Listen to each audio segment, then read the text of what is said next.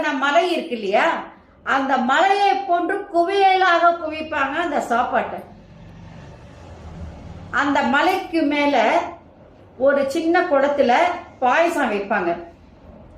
அந்த பாயசம் தான் அமிழ்த கலசம் அப்படின்னு பேரு.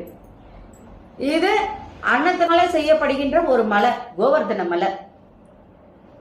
அந்த மலையை என்ன பண்ணுவாங்கன்னா, அதுல கிருஷ்ணருடைய முகம், நம்ம எல்லாம் பெருமாளுடைய முகத்தை கொண்டு வந்தா அவங்க கிருஷ்ணருடைய முகத்தை அப்படியே அதுல வரைவாங்க. அப்படியே கிருஷ்ணர் முகத்தை பண்ணி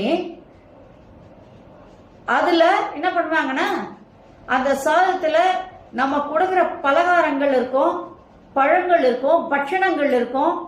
இதையெல்லாம் என்ன பண்ணுவாங்கன்னா அதுல ஜோடிப்பாங்க. அப்படியே கிருஷ்ணருடைய முகம் மட்டும் இல்ல, அதுல புல்லாங்கலோட அவர் இருக்கிற மாதிரி ஒரு அழகான ஒரு தோற்றத்தை அதுல கொண்டு வருவாங்க.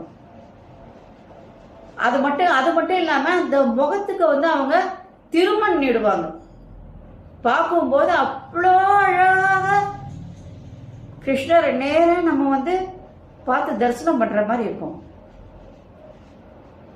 அதுல சங்கு சக்கரம் வைப்பாங்க. கிருஷ்ணருடைய இது வைக்கும் போது சங்கு சக்கரம் வைப்பாங்க.